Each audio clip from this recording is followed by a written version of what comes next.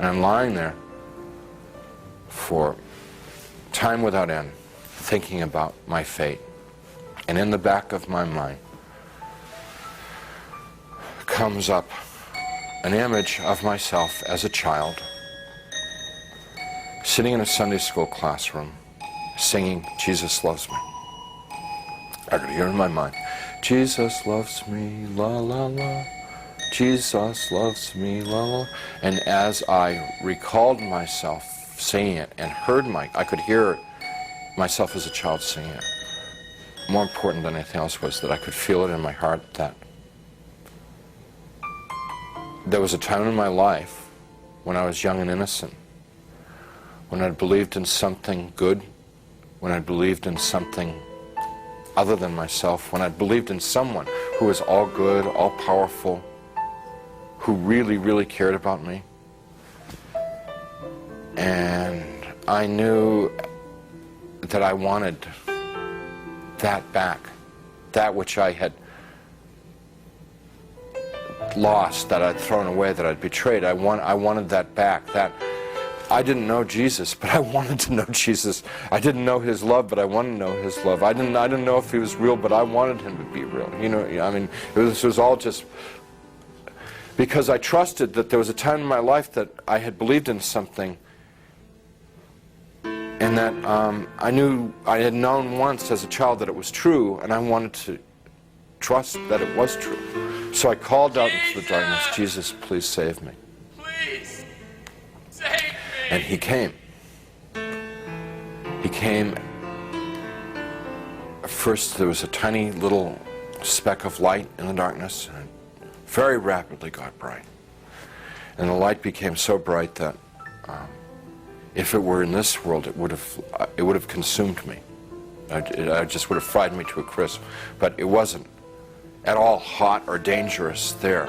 The light just came upon me, and he reached down. He was in this light, and he reached down out of this light and gently started to pick me up. And in his light, I could see that I was gore and filth and wounds all over, and I looked like roadkill. And he's gently putting his hands underneath me and very tenderly picking me up. And as he's touching me, everything just goes away.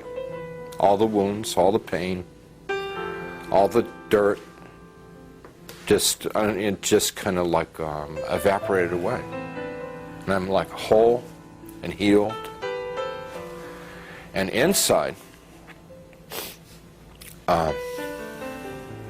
just filled with his love, which I wish I could be more articulate about. It's so frustrating not being able to tell people about it, because, you know, it's the best thing that ever happened to me in my life. I mean, it's like it's the everything. You know, it's the all of life is to know that love. And, you know, I get to it and I just can't describe it. I can't convey it to you. So he's holding me and embracing me, rubbing my back, like a father would his son, like a mother would her daughter, just gently rubbing my back. And I'm bawling like a baby, out of happiness. I mean, like the release, you know, having been lost and now been found, having been dead and now brought back to life, you know. And he's carrying me out of there. Up we just go. Out, gone. And we're moving towards a world of light, and I began to have thoughts of tremendous shame that I've been so bad.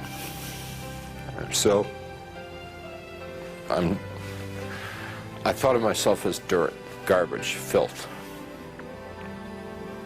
And I thought to myself, he's made a mistake. I don't belong here. He doesn't want me. You know, it's like the shame of, like, how could he care about me? You know, why me? I'm bad. And we stopped. We weren't in hell, we weren't in heaven. We were in between. And we stopped, and he said, "We don't make mistakes. You belong here." And we began to converse, and he was talking and telling me things, and he brought over some angels, and we went over my life from beginning to end. And what they wanted to show me in my life was what I had done right and what I had done wrong. And without going through my whole life story, it was real simple, real simple. When I had been a loving, kind person, considerate of other people, it made the angels happy, it made Jesus happy, and they let me know that it made God happy. And when I had been selfish and manipulative, it made the angels unhappy, it made Jesus unhappy, and they let me know that it made God unhappy. What they were trying to convey to me,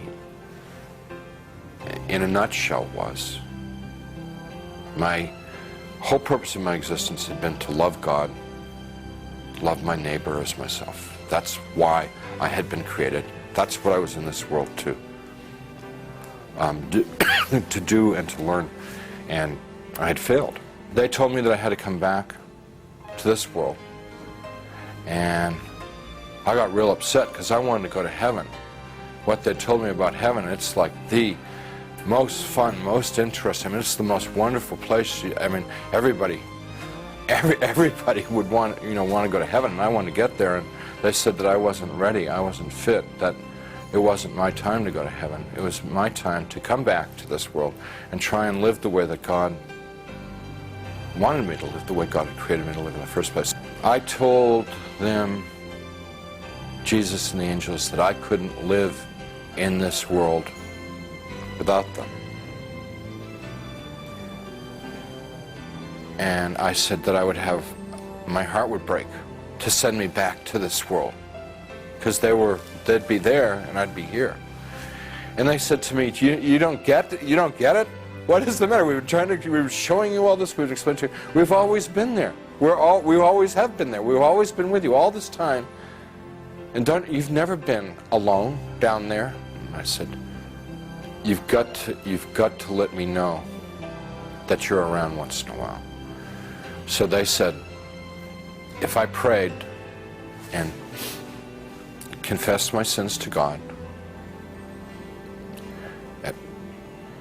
gave what I had,